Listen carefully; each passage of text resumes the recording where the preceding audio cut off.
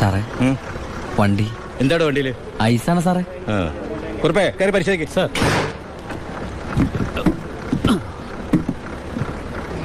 നന്നായി പരിശോധിക്കണോ സാർ? സാറേ പെട്ടെന്നായിക്കോട്ടെ, അല്ലെങ്കിൽ ഐസ് വാട്ടർ ആവും. സാറേ ഇത് ഫുൾ ഐസാ. അടച്ചേക്ക്. ഓ ചാടിക്കോ അല്ലെങ്കിൽ ഐസാവും.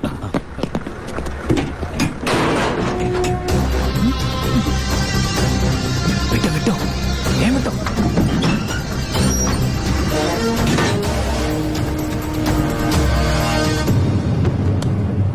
പെട്ടെന്നാവട്ടെ. ശിവ, എന്റെ പുണ്യാളച്ചു, നീ ഇങ് എത്തുന്നത് വരെ ഞാൻ മുള്ളേ നിൽക്കായിരുന്നു. സ്പിരിറ്റ് എന്തിടാ? ദാ ഇതൊക്കെയാ. ഈ ഐസ് കിട്ടേ ഞാൻ കാണിച്ചുതരാം.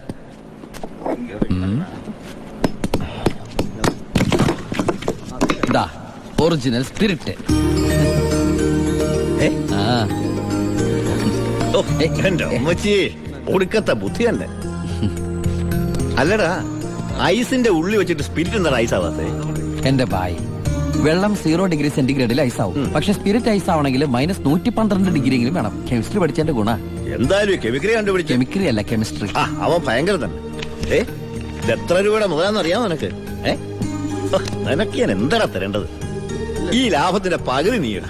അല്ലേ വേണ്ട, ഇത് മുഴുവൻ നീ എടുത്തു.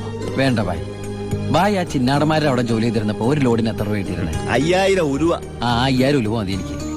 അല്ല പിന്നെ ഞാനും ബായ് തമ്മിൽ എന്താ വ്യത്യാസം? അങ്ങനെ നീ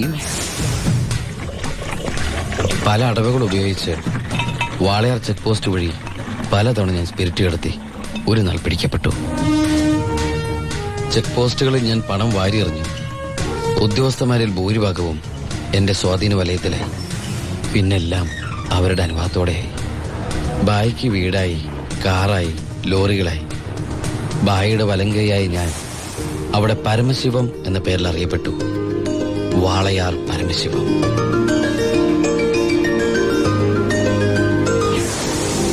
എനിക്കും സഹായികളുണ്ടായി.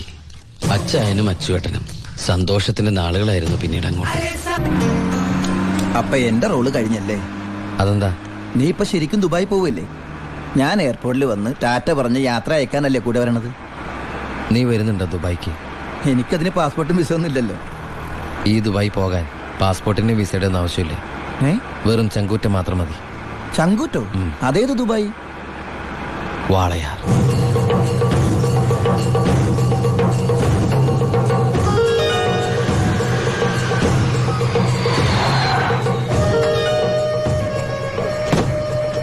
ഇങ്ങോട്ട് അടയ്ക്ക്. നിർത്ത. ഓഫാക്കണോ? എങ്ങോട്ടാ ഇത്ര ധൃതിയില്? പഴയ കള്ളന്മാര് തന്നെയാണല്ലോ. എന്താടാ പരമേശ്വരം, നീ ജയിലിൽ നിന്ന് ഇറങ്ങിയ? അവിടെ അങ്ങനെ സ്ഥിരം കിടക്കാൻ പറ്റുമോ സാറേ? പണ്ടൊക്കെ ഈ പരമശിവത്തിന്റെ ലോറികൾ ചീറിപ്പാഞ്ഞു വരുമ്പോ ഈ ചെക്ക് പോസ്റ്റ് പടപടാന്ന് തുറക്കാറുണ്ട്. അതൊക്കെ പണ്ടല്ലേടാ. കുറച്ച് സാധനം വണ്ടിയിലുണ്ട്, ഒന്ന് പൊക്കി തന്ന് കാശം വീട്ടിലെത്തിച്ചേക്കാന്ന്.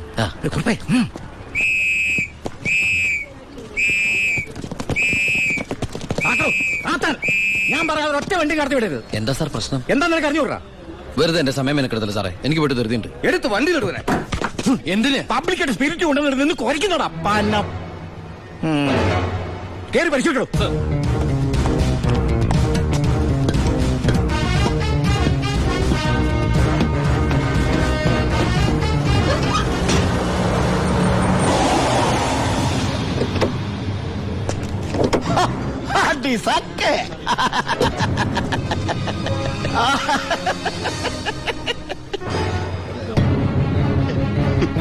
എന്തായടോ സാറേ? ഇത് വെറും വെള്ള. വെള്ളവും ഒന്നുകൂടെ മണത്ത് നോക്കണോ? എങ്ങനെ മണത്ത് നോക്കിയാൽ ഇത് വെറും വെള്ള. പ്ലാച്ചിമടയിൽ എന്തൊരു വരൾച്ച സാറേ. ഞാൻ അങ്ങോട്ടേക്ക് കുടിവെള്ളം കൊണ്ടുപോകുന്നതാ.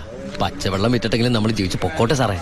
അല്ല സാറേ, കുടിവെള്ളം കൊണ്ടുപോകുന്ന അറസ്റ്റ് ചെയ്യാൻ മാത്രമുള്ള കുറ്റമാണോ?